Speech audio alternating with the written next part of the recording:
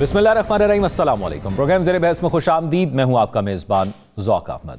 नाज़रीन, कल इलेक्शन को 1 साल पूरा हो गया था और कल पूरा दिन हमने देखा कि हुकूमत की जानिब से और अपोजिशन की जानिब से मुख्तलिफ इज्तिमात किए गए, जहाँ पर हुकूमत ने अपना नज़रिया पेश किया, बताया 1 साल उन्होंने क्या क्या इक़दाम किए और अवाम को ये बावर कराया कि इन 1 साल के अंदर जो मुश्किल फ़ैसले उन्होंने किए इसके आगे क्या नताइज निकलेंगे। जबकि हुकूमत की जानिब से एक जानिब यह भी कहा गया कि हमने अपनी सियासत को रियासत पर कुर्बान किया है। अपोजिशन कहती है कि यह हुकूमत गैर जमहूरी है, इसके पास विजन नहीं है, जबकि आवाम सोच में मुब्तला है। क्योंकि जब से हमने होश संभाला या जिससे भी बात की जाए, जिसने होश संभालते ये सुना कि पाकिस्तान एक मुश्किल दौर से गुजर रहा है, वो आज तक यही सुन रहा है। अवाम ने हर मुश्किल फैसले में उस वक्त की हुकूमत का साथ दिया, उस मुश्किल फैसले को कबूल किया, अपनी ज़रूरियात को कम किया ताकि मुल्क और उनका मुस्तकबिल और उनके बच्चों का मुस्तकबिल बेहतर हो जाए। लेकिन आज तक जो मुश्किल फैसलों का वो साथ देते रहे हैं, वो मुश्किलात हल होती हुई नजर नहीं आई। हर दौर के अंदर एक बार फिर से वही टेप उनको रिपीटेडली सुनाई दी है। अब यह जरूरी नहीं है कि कोई ऐसा फैसला लिया जाए जो मकबूल है वो दुरुस्त भी हो, और यह भी जरूरी नहीं होता कि कोई दुरुस्त फैसला लिया जाए वो मकबूल हो। इसी चक्कर के अंदर हमने गुज़िश्ता 2 हुकूमतों को देखा और अवाम इस वक्त जो गुज़िश्ता 2 हुकूमत है, यानी एक इमरान खान की जो हुकूमत गुजरी और उसके बाद अब जो हुकूमत है, यानी 3.5 साल इमरान खान का दौरे हुकूमत और उसके बाद अब तकरीबन 2.5 साल बतौर वज़ीर आज़म शहबाज शरीफ साहब को हो गए हैं, जिसमें PDM की गवर्नमेंट के 16 माह थे और अब तकरीबन 1 साल उनकी हुकूमत को होने जा रहा है। अगले महीने 1 साल हुकूमत को हो जाएगा। इलेक्शन को कल 1 साल हो गया था। तो ये वो साल है जिसको कंपेयर किया जा रहा है अवाम की जानिब से, क्योंकि इमरान खान पर तनकीद की जाती थी। इसकी अगर एक सादा सी मिसाल ले लें, ये जो इंपॉर्टेंट फैसले होते हैं और मकबूल फैसले होते हैं, तो इमरान खान की जब हुकूमत जा रही थी, वोट ऑफ नो कॉन्फिडेंस आ रहा था, तो उन्होंने पेट्रोल की कीमत कम की। तो उस वक्त की अपोजिशन और अब की हुकूमत और तब जो PDM की हुकूमत थी, उसने ये कहा कि इमरान खान ने एक मकबूल फैसला लिया, लेकिन ये IMF के साथ जो हमारी डील थी उसको ख़राब करने की उनकी कोशिश थी। फिर जो PDM की हुकूमत आई और वोट ऑफ नो कॉन्फिडेंस हुआ, उस पर PDM की हुकूमत पर यह एतराज़ात लगते रहे कि उन्होंने एक कबूलियत का फैसला किया और एक हुकूमत को 5 साल पूरे नहीं करने दिए गए और 3.5 साल बाद ही उसको घर भेज दिया गया, उस वज़ीर आज़म को घर भेज दिया गया। अब सवाल यह है कि क्या मकबूलियत वाले फैसले होने चाहिए या हकीकत पसंदाना फैसले होने चाहिए या कबूलियत वाले फैसले होने चाहिए, इसी पर बात करेंगे। और फिर इसके साथ साथ एक और अहम मामला IMF के हवाले से भी है। बड़ी एक अहम खबर जो है वो सामने आई है, कल से गर्दिश कर रही है कि IMF का एक वफ्द आया है जो कि अदालती मामलात को भी और मुल्क में सियासी मामलात को भी देखेगा। उस हवाले से रिपोर्ट मुरतब की जाएगी। उसमें क्या इम्पॉर्टेंट है और क्या वाकई ही IMF को कोई ऐसा वफ्द आया है जो जांचेगा पाकिस्तान में इस वक्त जो मौजूदा हालात हैं, ख़ास तौर पर अदालती मामलात और सियासी मामलात, उस पर भी बात करेंगे। नजमुल साकिब साहब, रॉ खालिद साहब और साकिब बशीर साहब हमारे साथ मौजूद हैं, तीनों सीनियर तज्ज़ियाकार हैं। नजमुल साकिब साहब, जो हमारी आज की टैगलाइन भी है, मैं यही सवाल आपसे करना चाहूँगा कि तरक्की ज़्यादा ज़रूरी है या मकबूलियत ज़्यादा ज़रूरी है। इसमें एक चीज़ और ऐड कर देता हूँ कि क्या कबूलियत भी ज़्यादा ज़रूरी है?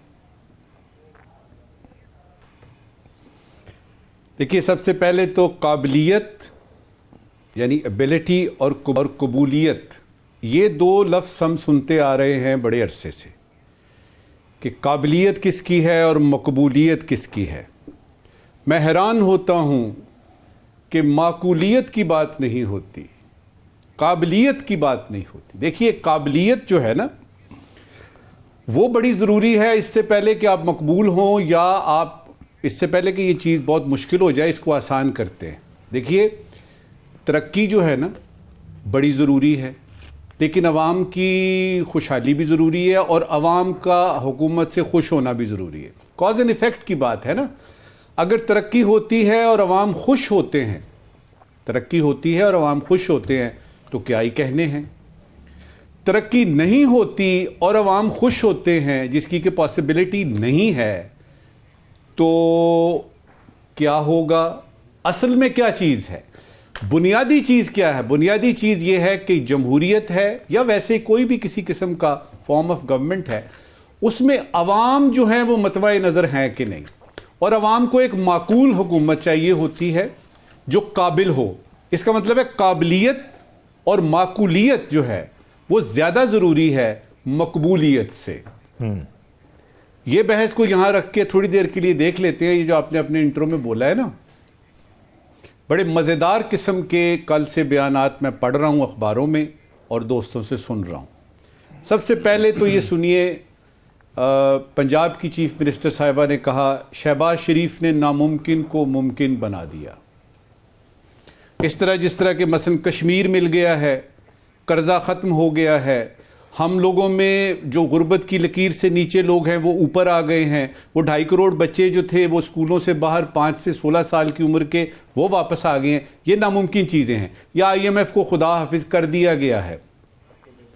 मुश्किल फैसले कर लिए, अब आगे बढ़ना है। मुश्किल फैसले कर लिए, अब आगे बढ़ना है। मोहतरम शहबाज शरीफ साहब, देखिए जो भी फैसले आपने किए ना, ये मुश्किल नहीं थे, ये सही फैसले थे। अब इसका 1 साल में जो नतीजा निकला है उसको देख लेते हैं। कहते हैं महंगाई की शरह कम हुई, सिंगल डिजिट में आ गई। कुकिंग ऑयल जो है, खासतौर पे कुकिंग ऑयल 50 रुपए जो बढ़ गया है, ये किस उसूल के तहत बढ़ गया है? स्टॉक मार्केट खित्ते की तेज तरीन मार्केट बन गई। ये टैक्स नेट बढ़ाने से हुई है या सब्सिडी कम करने से हुई है, या सब्सिडी खत्म करने से हुई है? इसके पीछे डायनामिक्स क्या हैं, जरा ये भी देख लेते हैं। IPP से मुआहदे खत्म किए, भाई 5 से ही क्यों खत्म किए? वो लोग जो कि इस वक्त इक्तदार में हैं, क्या उनका कोई ऐसा रिश्ता बनता है उन बाकी की IPP से? तो बाकी के IPP ने क्या किया है? उन्होंने कौन सा कमाल किया है जो कि वो अभी तक उनसे मुआहदे ख़त्म नहीं हुए? शरह सूद और करंट अकाउंट खसारे में कमी हुई है। शरह सूद में वो जो 13 से 12 हो गई, जो एक ज़माने में 20-21 थी, और अभी खसारे में कमी हुई। क्या लोगों की कीमतें ख़रीद बढ़ गई है? क्या लोगों की जेब में इतना पैसा है कि वो अपनी मर्जी के आलू प्याज खरीद सकें? आगे चलते हैं। गैर मुल्की सरमायाकारी में इजाफा हुआ, ये हुकूमती अखराजात बढ़ाने से हुआ है? मिसाल के तौर पे पार्लियामेंटेरियंस की तनख्वाह बढ़ाने से हुआ है, या 1010 गाड़ियां जो FBR ने खरीदी हैं उसकी वजह से हुआ है, या पेंशनर की पेंशन काटने से हुआ है? यह भी बड़ा जरूरी सवाल है। गुर्बत की लकीर से कितने लोग ऊपर आए हैं, यह भी एक सवाल है जिसका कि जवाब कहीं पे भी इस पूरी तकरीर में नजर नहीं आता। इंटरनेट ना मिला तो क्या फायदा? वो नौजवान लड़के लड़कियां, वो फ्रीलांसर्स, उसका क्या हुआ? तो आगे चलते हैं। अवाम के सेहत और तालीम के मसाइल जो हैं वो हल करने की कोशिश की गई। तो क्या सरकारी अस्पतालों में दवाइयां मिलनी शुरू हो गई हैं? डॉक्टर हाजिर होते हैं? वो जो लाइनें लगी हुई हैं, लोग अपने फैसलाबाद से बिस्तर लेके आते हैं और सड़कों पे लेटे हुए हैं, उनका कुछ हुआ कि नहीं हुआ? क्या रिश्वत खत्म हो गई है? क्या निजकारी जो होनी थी PIA से शुरू होके वो हो गई है, या सिर्फ रिकॉर्डिक के ही 10-20% जो है उनका हिसाब किताब हुआ है? चोरियां, डाके, कत्ल वगैरह खत्म हो गए हैं? लोगों की जिंदगियां, जान और माल और ज्यादा महफूज हो गए हैं? अगर सब कुछ ठीक चल रहा है, इस हुकूमत से 2 सवाल हैं। अगर सब कुछ ठीक चल रहा है तो आपके नौजवान मुल्क से बाहर क्यों जाना चाहते हैं? पहला सवाल। दूसरा सवाल कि ये जो मैंने गुर्बत की लकीर की बात की है, क्या इस सिलसिले में हमें पता है कि ये इतनी जल्दी नहीं हो सकता? अभी तो 1 साल आपकी हुकूमत है, अगले 4 साल चलेगी। आपके ख्याल में अगले 4 साल में गुर्बत की लकीर से जो नीचे लोग हैं वो कितने हद तक, कितने फीसद ऊपर तक आ जाएंगे? इस वक्त की आखिरी बात, आपने जितनी 1 साल में तरक्की दिखाई है वो एक तरफ रखिए और अपने आप से एक सवाल कीजिए। मैं अवाम की बात नहीं कर रहा, मैं PTI के सपोर्टर्स की और वोटर्स की बात नहीं कर रहा, मैं किसी उनके लोगों की बात नहीं कर रहा जिनको कि सारी फिगर जो हैं फिगर वर लगता है फज हुई हुई हैं। मैं आपके अपने वोटर्स की बात कर रहा हूं। दिल पे हाथ रखिए और ये बताइए मुझे कि क्या मुस्लिम लीग नून के वोटर्स सपोर्टर्स मानते हैं कि ये सारी तरक्की एक साल में हुई है, और क्या वो आपकी हुकूमत से खुश हैं? राव साहब वो कहते हैं हमने वही कमाल किया जो 2018 में पीटीआई ने किया था। जी एग्जैक्टली, हमारे यहाँ ये कमालात हुनर तो होते रहते हैं। यही मैं कह रहा हूँ कि ये मानना चाहिए ना। मैं तो 18 भी मानता हूँ, मैं 2002 में हुआ, जो 2008 में हुआ, जो 2013 में हुआ, जो बारियां लगाई गई, वो सबको मानता हूँ। 1997 को भी मानता हूँ। इवन बेनज़ीर भुट्टो का 1988 का इलेक्शन, जिसमें तमाम ऑड्स के अगेंस्ट वो जीती, वो भी, उसमें भी बहुत कुछ किया गया पंजाब के अंदर। तो ये चलती रहती है चीज़ें पाकिस्तान में, लेकिन होनी नहीं चाहिए। इसको हमने नॉर्मलाइज कर दिया है, जो कि बहुत डेंजरस चीज़ है। हमें इस पर प्रोटेस्ट करते रहना चाहिए, हमें अपना एहतजाज या आवाज़ उठाते रहना चाहिए कि ये दुरुस्त नहीं हो रहा। क्योंकि अवाम जब तक आपके साथ ना हो, अवाम की मदद साथ ना हो, आप प्रो पीपल पॉलिसीज़ बना ही नहीं सकते। एक चीज़, एक बुनियाद है जिसकी इमारत है जिसकी बुनियाद ही टेढ़ी है, तो उस पर कितनी बड़ी इमारत आप बना लें, वो सीधी नहीं बनेगी। वो एक दिन उस बुनियाद ने उसको हिला देना है और गिरा देना है। तो इसलिए हमारा आइन ये प्रोवाइड करता है कि एक ऐसी हुकूमत बनेगी जो अवाम जिनको चाहेगी, अवाम जिसको बनाएगी। तो वो अगर आप बुनियाद उस पर अमल ही नहीं करते, तो फिर कैसे आप तरक्की या बाकी चीज़ों की बात कैसे करते? ये तो ऐसे ही है कि कोई दहरिया कहे कि जी मैं इस्लाम का बोलबाला कर दूंगा, तो क्या हम यकीन कर लेंगे वो कर देगा? एक बंदा खुदा की ज़ात पे यकीन नहीं रखता, तो वो क्या इस्लाम का बोलबाला करेगा? बुनियाद ही उसकी ठीक नहीं है। तो इसलिए ये बुनियाद आइन प्रोवाइड करता है, उसके अंदर सारा फ्रेमवर्क आइन प्रोवाइड करता है। उसमें जो चीज़ें बुनियादी तौर पे होती हैं, पहले तो कानूनी और आइनी हवाले से हुकूमत का दुरुस्त मुंतखब होना है। उसके बाद प्रो पीपल पॉलिसीज़ जिसको हम कहते हैं, मुल्की हालात के मुताबिक लोग अंडरस्टैंड करते हैं। एक तो हम सारे ना लोगों को बेवकूफ़ समझते हैं, वो जी पाकिस्तान में जहालत बहुत है, पाकिस्तान में लोगों को समझ नहीं है सारा। 8 फरवरी को उन्होंने बताया कि वो जाहिल नहीं है, वो बहुत सियाने हैं। उनको जब अपना हक़ राय दे इस्तेमाल करना होता है, उनसे जब पूछा जाता है वो बिल्कुल सही जवाब देते हैं, कभी गलत जवाब नहीं देते आपको। तो इसलिए उनको बेवकूफ़ समझना बंद करें। अवाम अगर किसी पे यकीन कर रहे हैं, किसी की बात पे वो समझते हैं कि ये पूरा करेगा, तो आपको भी यकीन करना चाहिए। हमारे जो शहबाज शरीफ साहब हैं या हुकूमत है या दूसरी पॉलिटिकल पार्टीज़ हैं, उनको भी इस बात का इदराक होना चाहिए। उसके बाद ये है कि गवर्नेंस और फिर फाइनेंशियल डिसिप्लिन की चीज़ें आती हैं। उसमें सिर्फ हुकूमत नहीं होती, उसमें आपका बहुत बड़ा पैराफर्नेलिया है। उसमें बहुत सी इंटरनेशनल प्रेशर्स हैं, बहुत से डोमेस्टिक प्रेशर्स हैं, बहुत से माफियाज़ हैं पाकिस्तान के अंदर। तो वो उन सारी चीज़ों को एड्रेस करना, हल करना, डाइवर्स सोसाइटी है, मल्टी लिंग्विस्टिक है, फिर एथनिक चीज़ें हैं, फिर सूबों के अपने हैं, हमने बाइख्तियार बनाया हुआ सूबों को। तो है बहुत डिफ़िकल्ट टास्क, लेकिन बुनियाद ज़रूर ठीक करनी चाहिए हमें। अवाम जिसको चाहते हैं उसी की हुकूमत होनी चाहिए। अगर वो डिलीवर नहीं करता, अवाम ही फैसला करेंगे कि ये बंदा ठीक नहीं था, ये ना मकबूलियत का हकदार था, ना ये तरक्की कर सकता था, ना मुल्क चला सकता था। वो जब फैसला करेंगे ना, आप जब के लोगों को निकालते हैं ना, तो वो किसी ना किसी बहाने रो पीट के फिर वापस आ जाते हैं। जब वो वोट आउट होंगे ना, यकीन करें वापस नहीं आएंगे। इसलिए वोट आउट होने का हमें अवाम को हक देना चाहिए, वोट इन और वोट आउट करने का। इसी से मामलात बेहतर होंगे, इसी से चीज़ें ठीक होगी, इसी से वो प्रेशर बिल्ड होगा पॉलिटिकल पार्टीज़ के ऊपर कि वो परफॉर्म करे, वो प्रो पीपल पॉलिसीज़ बनाएं, वो प्रो एलीट पॉलिसीज़ ना बनाएं। वो 700 अरब की सब्सिडीज़ एलीट को ना दे, अवाम को दे। बिजली के नर्ख जो कम करे, वो सिर्फ सरहतों के लिए नहीं, अवाम के लिए भी करे। वो चीज़ें सस्ती करे अवाम के लिए। वो ऐसे मामलात करे दुनिया के साथ कि लोगों को तसल्ली हो कि हाँ यार, हमने एक हुकूमत चुनी है, वो बिल्कुल सही चल रही है। अगर नहीं चलती तो फिर अवाम ने फ़ैसला करना है और अवाम दुरुस्त फ़ैसला ही करेगी। साकिब बशीर साहब, माज़रत के साथ एक चीज़ मैं यहाँ पे कहूँगा कि आइन की बात की भी राव साहब ने। ऐसा लगता है कि आइन अवाम के लिए नहीं है, सियासतदानों के लिए है। क्योंकि सियासतदानों को जहाँ पर अपने लिए जो चीज़ बेहतर लगती है, जो कबूलियत के लिए लगती है चीज़, उसको उस तरह ढाल लिया जाता है।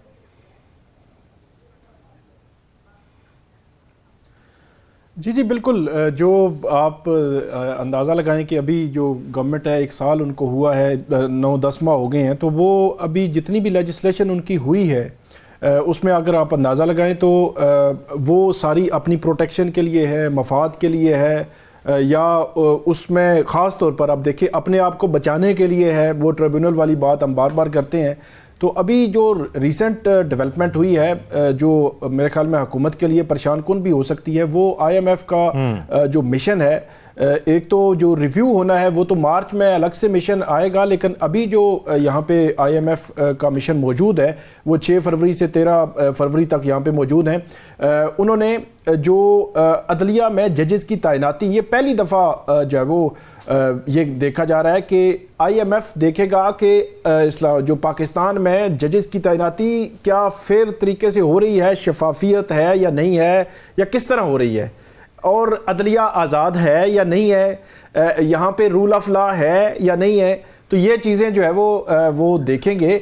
तो इंटेग्रिटी जो अदलिया का ख़ास तौर पर जो बात है कि अदलिया के हवाले से की जाती है, तो ये सारी चीज़ें वो देखेंगे, IMF देखेगा। तो उसके हवाले से जुलाई में रिपोर्ट भी आएगी कि अब और उसमें असरात अब क्या होंगे और क्यों उन्होंने ये चुना। ख़ास तौर पर 26वीं आईनी तरमीम जब से आई है तो जो सफारती हलके हम देखते हैं कि वो मुख्तलिफ हवाले से जो रिपोर्ट्स इकट्ठी करते हैं, तो ये जो 26वीं आईनी तरमीम के बाद अदलिया को कंट्रोल करने का जो तरीका, या उसके बाद जो कानून साजी हुई, जजेस की तैनातियाँ हो रही हैं, तब्दीलियाँ हो रही हैं अदलिया में, और अदलिया बज़ाहिर जो है वो एग्जेक्टिव अपने मातहत जो है वो लाने की कोशिश में है। तो इसके हवाले से वो सफारती हल्के भी गाए बगाए वो खबरें लेते रहते हैं। तो अब IMF की जानिब से इस तरह की जो मूव सामने आई है, मेरा ख्याल में हुकूमत के लिए ज़्यादा परेशान कुन। तो साकिब साहब, ये किस सतह तक जाकर ये जायजा लेंगे और किन किन डिपार्टमेंट्स में कैसे इस फ्रेम आउट होगा, वर्कआउट होगा, क्या होगा इससे? लॉ मिनिस्ट्री में भी जाएंगे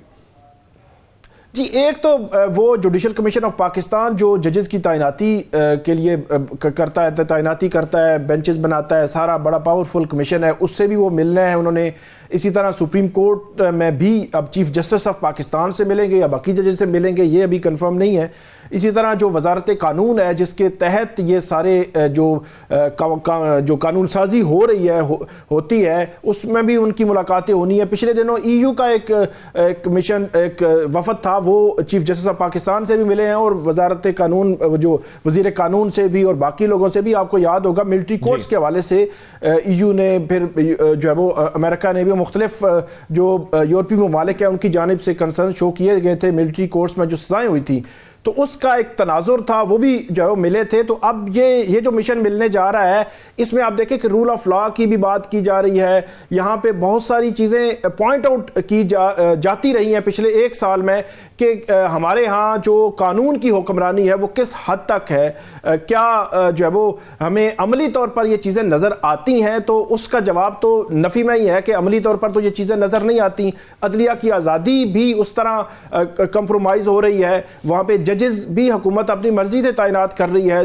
जो चीफ जस्टिस हाई कोर्ट्स तक जो है वो हुकूमत कुछ ऐसा 26वीं आईनी तरमीम में उन्होंने कहा था कि टॉप 3 जो है वो हाई कोर्ट्स के जजेस होंगे, उनमें से एक को जो है वो हाई कोर्ट का चीफ जस्टिस लगाया जाएगा। लेकिन उसके लिए भी उन्होंने एक और तरीका निकाला कि उन तीनों में से भी ना हो कि दूसरी हाई कोर्ट से लाकर जो उनको चीफ जस्टिस बना दिया जाए। तो इससे आप जो गवर्नमेंट का जो फ्यूचर प्लान है वो नजर आता है। तो डेफिनेटली ये जो शराइत है IMF के साथ पाकिस्तान की, उनके तनाजुर में वो देख तो रहे हैं कि उन्होंने मुख्तलिफ और भी महकमों में और वजारतों में मुख्तलिफ लोगों से जो मिलना है, लेकिन सबसे अहम और सबसे गैर मामूली ये डेवलपमेंट है जो अदलिया से रिलेटेड है, जुडिशरी से रिलेटेड है, जिसके हवाले से जो रिपोर्ट आएगी उस रिपोर्ट में फिर वो हो सकता है कि कुछ कंडीशंस लगा दें। जुलाई में ये रिपोर्ट आनी है, जुलाई में रिपोर्ट जो है पब्लिक हो जाएगी। अब जो मिशन ये जाएगा वापस जब, तो उसमें फिर कंडीशंस आ सकती हैं कुछ किसी सतह की भी। अब देखना यह है कि हुकूमत क्या इस जो IMF के मिशन को किसी तौर पे भी कायल कर सकता है, मुतमिन कर सकता है, या वो इंडिपेंडेंट भी राय लेकर जाएंगे, मुख्तलिफ लोगों से मिलकर जाएंगे कि इस हवाले से जो अदलिया के हवाले से जो कंसर्न पाकिस्तान में शो किए जा रहे हैं कि इंडिपेंडेंस ऑफ जुडिशरी कंप्रोमाइज हो रही है, तो क्या वो दुरुस्त है या नहीं है। इसमें सिर्फ एक बात का इजाफा करना चाहूँगा ज़ौक। देखिए, आपने और मैंने बिल्कुल घबराना नहीं है। आने दे इस IMF के विजिट को, ये सारा कुछ इनको देख लें, क्योंकि मुझे पूरा यकीन है कि मेरा प्राइम मिनिस्टर ये कह रहा है, पंजाब की चीफ मिनिस्टर साहिबा ये कह रही हैं कि हम नामुमकिन को मुमकिन बना सकते हैं। तो कल को अगर इसकी रिपोर्ट आती है और कुछ कंडीशनैलिटीज़ बढ़ जाती हैं, तो मुझे पूरा यकीन है अपने प्राइम मिनिस्टर पे कि वो इस नामुमकिन सूरत हाल को भी मुमकिन बना देंगे। लिहाजा आप सब ने क्या करना है, आपने घबराना नहीं है। अजमल साकिब साहब, घबराए तो हम तब भी नहीं थे जब लीडर ने कहा था कि मैं IMF के पास नहीं जाऊंगा, फिर बाद में चले गए। घबरा अब भी नहीं रहे अवाम, क्योंकि अब ये दावे किए जा रहे हैं आखिरी प्रोग्राम होगा। लेकिन ये एक टेक्निकल इशू था जो अभी बताया गया, और हमारे पास टेक्निकल इशू का जवाब देने के लिए टेक्निकल जुबान भी मौजूद होती है। तो देखना है कि हुकूमत कैसे इसको टैकल करेगी। एक ब्रेक की तरफ चलते हैं। ब्रेक के बाद खुशामदीद नाज़रीन। पाकिस्तान तहरीके इंसाफ इससे कबल एहतजाज भी कर चुकी है, मुज़ाकरात भी हुए हैं। अब पाकिस्तान तहरीके इंसाफ की नई हिकमत अमली क्या होगी? माज़रत के साथ, अब ये किसने किया, हुकूमत ने किया या पाकिस्तान तहरीके इंसाफ ने किया? लेकिन जब मुज़ाकरात के लिए बैठे थे तो मजाक ही किया, क्योंकि ये जिस तरह मुज़ाकरात एंड हुए, बेनतीजा रहे, मामला अपने डेडलॉक पर रहा, तो ये मजाक ही लगा और आवाम का वक्त ही इसमें बर्बाद हुआ, उसके अलावा और कुछ नहीं हुआ। फिर वज़ीर आज़म साहब ने एक तरीका बताया एहतजाज का। उन्होंने कहा कि वो जापान में मौजूद थे तो ऊ करके एहतजाज किया गया था। पाकिस्तान तहरीके इंसाफ ने वो ऑप्शन भी लिया। असम्बली के अंदर उन्होंने इस तरह की आवाज़ें लगाई, असम्बली के अंदर भी उनकी जानिब से एहतजाज किया गया, सड़कों पर भी उनकी जानिब से एहतजाज किया गया। अब बैरिस्टर सैफ साहब ने कल कहा कि सवाबी जलसा जाली हुकूमत के खिलाफ अवामी रेफरेंडम साबित हुआ है। उस सूबे में उनकी अपनी हुकूमत है, वो जो अवामी रेफरेंडम साबित हुआ है उससे उनको क्या फ़ायदा होगा, ये सवाल इस सेगमेंट के अंदर उठाएंगे। फिर मौलाना फजल रहमान साहब ने कहा कि किसी सियासतदान को जेल में कैद करके मुकाबला करने के हक में नहीं है। जबकि इमरान खान साहब की जानिब से एक खबर यह भी आई कि उन्होंने एक और ख़त लिखा है। तो क्या अब पाकिस्तान तहरीके इंसाफ ख़तों के ज़रिए एहतजाज करेगी, या जो पुरानी उनकी हिकमत अमली होती थी उस तरह का एहतजाज करेगी, या मौजूदा वज़ीर आज़म शहबाज शरीफ साहब जो बार बार ये दावत दे रहे हैं कि आए बैठकर मुज़ाकरात करते हैं, उसमें कोई पेशरफ्त हो जाएगी? क्योंकि हुकूमत अब भी इस मौक़िफ़ पर कायम है कि जो मुज़ाकराती कमेटी बनाई गई थी वो कायम है, आप आएँ हमसे मुज़ाकरात करें। लेकिन फिर पाकिस्तान तहरीके इंसाफ का एक मौक़िफ़ सामने आता है। ये कहा जाता है कि पाकिस्तान तहरीके इंसाफ के बहुत से हलके इस बात पर एहतजाज करते हैं और कहते हैं कि जिस हुकूमत को आप मानते नहीं हैं उसके साथ मेज़ पर क्यों बैठें, वो हमें क्या दे सकती है। तो इन तमाम सवालों का जवाब जानते हैं। राव साहब, ये पाकिस्तान तहरीके इंसाफ हर किस्म की हिकमत अमली अपना चुकी है और अवाम एहतजाज या अपोजिशन एहतजाज ही करती है अगर किसी फैसले से उनको एतराज़ होता है। एहतजाज के तरीके होते हैं और जो तरीके तमाम पाकिस्तान तहरीके इंसाफ अपना चुकी है। अब नई हिकमत अमली क्या होगी? नई हिकमत अमली भी एहतजाज ही होगा, वो उसमें तरीक़ाकार मुख्तलिफ होता है, नहीं होता।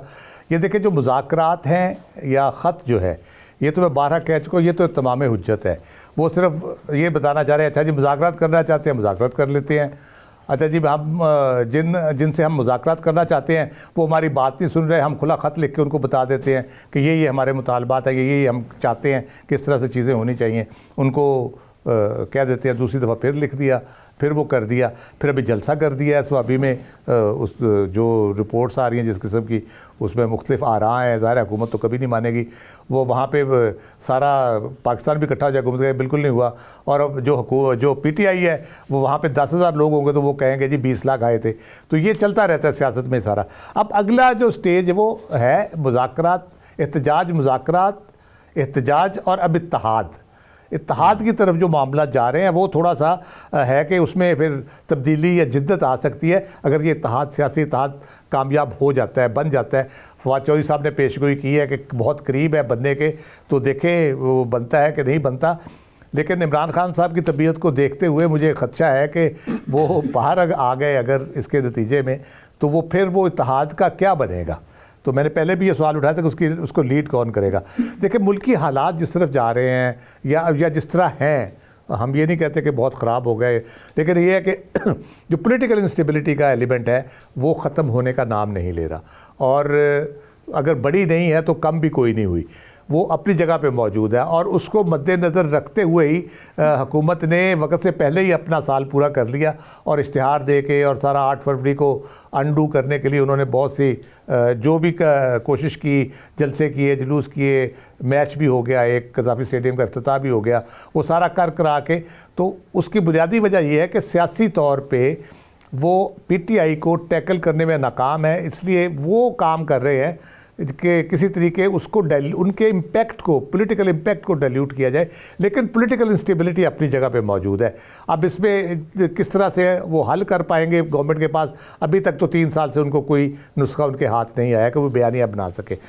दूसरी बात यह है कि पाकिस्तान की जो माशी सूरत हाल है उसके हवाले से हम बात कर रहे हैं। ये जो पिछले सेगमेंट में IMF के हवाले से बात हुई, वो जो डेलीगेशन आ रहा है बड़ा गैर मामूली वो एक स्टेप है।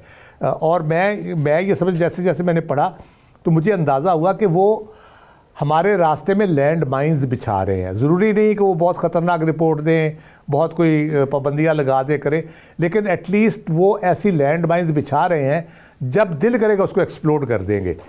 ये जुलाई में इसकी रिपोर्ट उन्होंने फाइनल करनी है और उसमें अगर 3-4 चीज़ें वो लिख देते हैं और उसके बाद सितंबर में कहते हैं कि जी ये देखें हमने लिखा था, आपने नहीं किया तो हम ख़त्म कर रहे हैं। अभी जो उनका दूसरा बाकायदा जो आ रहा है एड के हवाले से, वो मार्च में आ रहा है। वो आके क्या करता है, पहले उन्होंने बहुत सारी कंडीशनैलिटीज़ लगाई हैं, वो फिर आके कहेंगे ये नहीं किया आपने, ये नहीं किया।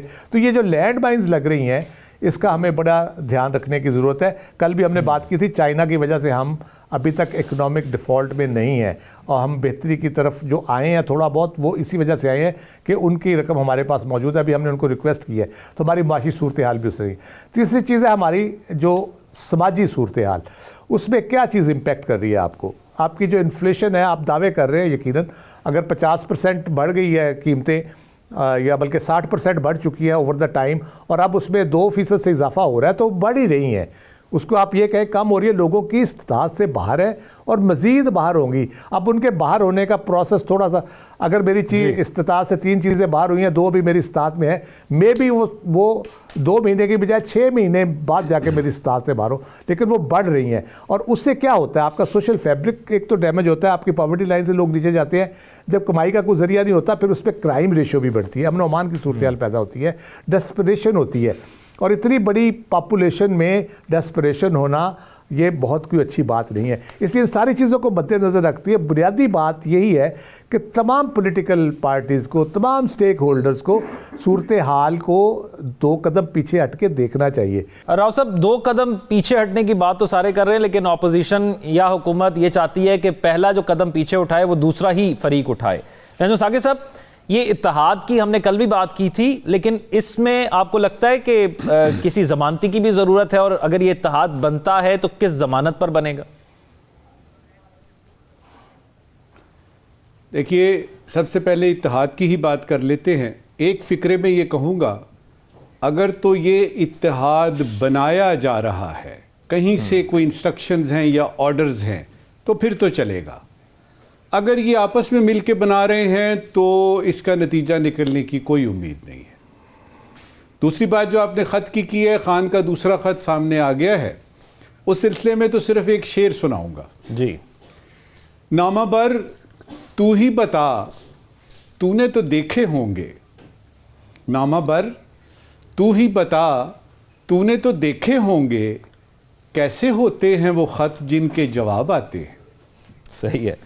अब ये कि वज़ीर आज़म साहब की अभी हमने बात की, मोहतरम शहबाज शरीफ साहब के वो नामुमकिन को मुमकिन बना सकते हैं, तो एक गुजारिश उनसे करनी है कि ये नामुमकिन नज़र आ रहा है कि खान इस वक्त जेल से बाहर आएगा, काइंडली इसको मुमकिन बना दीजिए।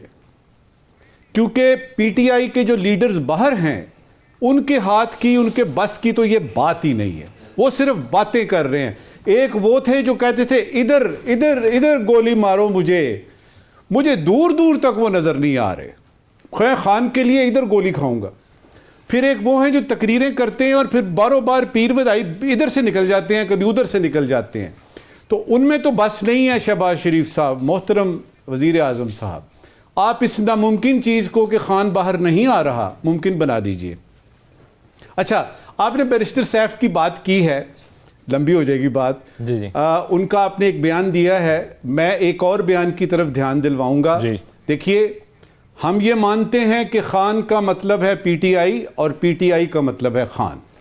हम ये मानते हैं कि वो पाकिस्तान में इस वक्त एज वी स्पीक सबसे मकबूल लीडर है।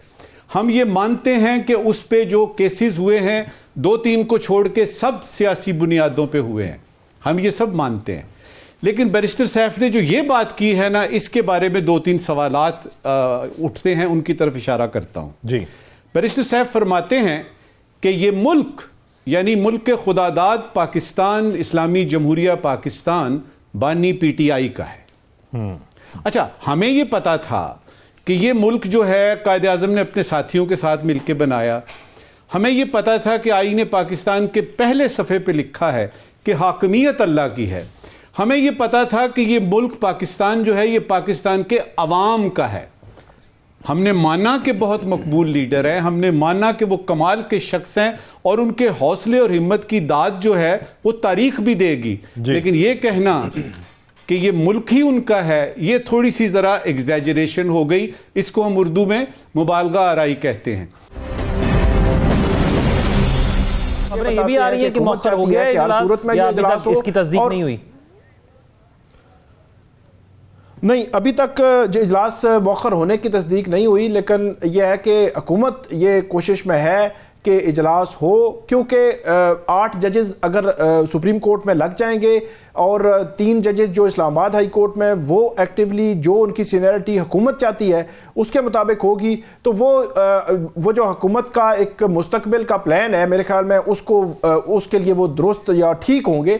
तो 8 जजेस अगर आ जाते हैं तो 16 से वो 24 हो जाएंगे, तो ये एक अजीब सी सूरत हाल होगी। अब देखना ये है कि कल कहीं कोई ऐसी सिचुएशन तो नहीं बनेगी, कोई तसादुम या ऐसी कोई सूरत हाल तो नहीं बनेगी, क्योंकि अगर ये सिचुएशन तसादुम की तरफ गई वकला या पुलिस या सिक्योरिटी इदारों के दरमियान, तो फिर जो है वो ये वकला तहरीक अभी तक शुरू नहीं हुई। वकील कहते हैं, अली अहमद कुर्द, आमिद खान, मुनीर मलिक, जितने भी 2007 की वकला तहरीक के रहनुमा थे, वो साबिक सदूर हैं सुप्रीम कोर्ट बार एसोसिएशन के, वो कहते हैं कि हम किसी सूरत 26वीं आईनी तरमीम नहीं मानेंगे, हम ट्रांसफर नहीं मानेंगे, हम जो जजेस अपनी मर्जी के लगाए जा रहे हैं हाई कोर्ट्स में वो नहीं मानेंगे। लेकिन यह है कि अभी तक वो उस लेवल पर जो है वो वकला तहरीक या वकला को मुतहरिक नहीं कर पाए। तो कल का दिन इसलिए भी अहम है कि कल ये पता चलेगा कि हुकूमती जो प्लान है वो कामयाब होता हुआ नजर आता है, या जो वकील एक वकला तहरीक की तैयारी कर रहे हैं क्या वो आगे बढ़ेगी या उस तक मुस्तकबिल क्या होगा। अगर तो कल वकील इकट्ठे नहीं होते, कोई बड़ा एहतजाज नहीं कर सकते, तो फिर मेरे ख्याल में मुस्तकबिल में भी कोई बहुत बड़ी जो एहतजाजी तहरीक जो है वो हमें नजर नहीं आती। 26वीं तरमीम पर भी इसी किस्म की बातें हमने सुनी थी साकिब बशीर, लेकिन उस पर भी कोई वकला की जानिब से मौसर किस्म का एहतजाज नहीं किया गया। अब देखते हैं कल क्या होता है और उसके असरात क्या होते हैं। नाज़रीन, कल ट्राई सीरीज़ का पहला वनडे था और पाकिस्तान को उसमें शिकस्त हुई न्यूजीलैंड से। और कल जब खुशदिल टीम में थे तो किसी ने लिखा कि दुखदिल हो गया। नजम साकिब साहब, ग्राउंड नया है, परफॉर्मेंस वही पुरानी है, ये वो टीम है जिसने चैंपियंस ट्रॉफी में भी खेलना है, योर व्यूज़? स्कॉटलैंड में एक शख्स था ज़ौक, उसने एक बड़ा ज़बरदस्त पैराशूट बनाया कि 50,000 फुट की बुलंदी से मैं जहाज़ से छलांग लगाऊंगा, कैमरे लगे हुए हैं, पूरा टेलीविज़न, ये वो हिसाब किताब, लोगों का जमे गफ़ीर है। वो छलांग लगाता है, आधे रास्ते में आता है तो उसको पता लगता है, याद आता है कि पैराशूट तो ऊपर ही रह गया है। हमने ग्राउंड बना ली, हमने नया बना दिया कज़ाफ़ी स्टेडियम, कमाल कर दिया हमने सिलेक्शन भी कर ली, हमें ये भूल गया कि रन्स भी करने हैं। बाबर ने कोई बड़ा 100 करना था, रिजवान ने कोई 50 बड़ा सा करना था, कामरान गुलाम ने खेलना था। फिर हमें ये भूल गया कि ये जो 2 सुरजन तारे हमने रखे हैं, जिनमें से एक कल खेल रहा था आपका खुशदिल, जो है कि जब आपने मिड विकेट पे छिक्का लगाना है, बाहर निकल के कैसे लगाई जाती है शॉट, हमें ये भूल गया। अच्छा, अब ये है कि दूसरा सुरजन तारा जो है वो हो सकता है कि साउथ अफ्रीका के साथ होगा, तो उसमें पता लग जाएगा कि फ़हीम अशरफ साहब जो हैं उन्होंने क्या कमाल दिखाना है। देखिए, मेरे पास और आपके पास एक ही टीम है। मेरे पास अगर चॉइस हो तो मैं बदल लूँ, मेरी तो टीम ही एक है, मेरी तो सारी की सारी दुआएं, सारी की सारी नेक ख्वाहिशात इनके साथ हैं। अब इन्होंने हमारी नेक ख्वाहिशात को पूरा करना है। अब ये है कि 2017 के हम चैंपियन हैं, इस वक्त हम मौजूदा चैंपियन हैं इस चैंपियंस ट्रॉफी के, सरफराज अहमद, अस्सलाम वालेकुम, और उसने हमें ये जितवाई, उसकी टीम ने। अब ये है कि ये जो पहला मैच कल हुआ है, इसी के साथ हमारा पहला मैच होना है चैंपियंस ट्रॉफी का। पता लग गया कि ग्लेन फिलिप्स, ये जो फिलिप्स है ना, इसको किस तरीके से डील करना है। बॉटम लाइन ये है कि हमारी टीम 250 की टीम है, या तो 350 बनाने वाली टीम बना लें बैट्समैन, या फिर 250 को डिफेंड करने वाले बॉलर्स आपके पास होने चाहिए। इन दोनों में से अगर एक भी चीज नहीं हो रही तो चांसेस बहुत कम है। मैं राव साहब एक चीज मैच के अलावा भी डिस्कस करना चाहूंगा। इसमें न्यूजीलैंड के एक प्लेयर कल इंजर्ड हुए फील्डिंग करते हुए। इंडिया की जान से प्रोपेगेंडा किया जा रहा है कि नया जो कजाफी स्टेडियम की लाइट्स लगाई गई वो गैर मयारी थी, जिसकी वजह से उनको गेंद नजर नहीं आई। इससे ज़्यादा बड़ा तमाशा क्या हो सकता है। पहली लाइट्स होती तो चलो को कहता बंदा कि ठीक है, अब वो इंटरनेशनल स्टैंडर्ड्स के मुताबिक लाइट्स लगी हैं, और अगर पुरानी लाइटों में ज़ख्मी नहीं हुआ तो नई लाइट्स में कैसे ज़ख्मी हो गया वो, ये मुझे भी समझ नहीं आई। क्योंकि ये सारे इंटरनेशनल स्टैंडर्ड्स को आप फॉलो करते हैं जब भी इस किस्म की कोई चीज़ करते हैं, और उसकी बाकायदा ICC के आपके पता है डेलीगेशन से कितने विजिट्स किए हैं। तो फिर ये हमारे बैट्समैनों को बॉल क्यों नहीं नजर आ रही थी सिक्योरिटी के अलावा? उसका मैं बताता हूँ आपको। देखिए मसला पता क्या है, हमारी जो टीम ऑस्ट्रेलिया में खेली है, साउथ अफ्रीका में खेली है, उसमें से एक बंदा कम हुआ है, साइम अयूब। बहुत अनफॉर्चुनेट इंसिडेंट हुआ। 3 इंसिडेंट है हमारे जो खिलाड़ी उस वक्त फॉर्म में थे जिनका बड़ा मेरा दिल पर ज़ाती तौर पे दुखा। इमरान खान के टांग में हेयर लाइन इंजरी आई थी, फ्रैक्चर आया था, तो वो बाहर होना पड़ा उनको। फिर बाबर आजम की रिस्ट पे लग गई थी बॉल, एक बाउंसर इंग्लैंड में शायद, तो वो उनको बाहर होना पड़ा। और जब अपने पीक अपना यानी बेहतरीन फॉर्म में थे अभी साइम अयूब, सच्ची बात है, इस पर बहुत दिल दुखा। अब साइम अयूब बाहर हुआ है, ठीक है, आप इतनी वल्नरेबल टीम है कि आपको थरथली पड़ गई है कि आपने क्या करना है टीम का, ठीक है, या फिर आपकी नीयत ख़राब थी। आपने साइम अयूब बाहर हुआ है, उसकी जगह पे आप ओपनर रिप्लेस कर लो भाई, क्या मसला है। फ़खर जमान आ गए, ठीक है, वेल एंड गुड। वैसे भी तो अब्दुल्ला शफीक जल्दी आउट हो जाते थे, बाबर आजम और साइम अयूब भी ओपन कर रहे होते थे मोस्टली। तो मसला ये है कि उसकी आड़ में आपने क्या किया है, आपने अथल पत्थल कर दी है टीम पूरी।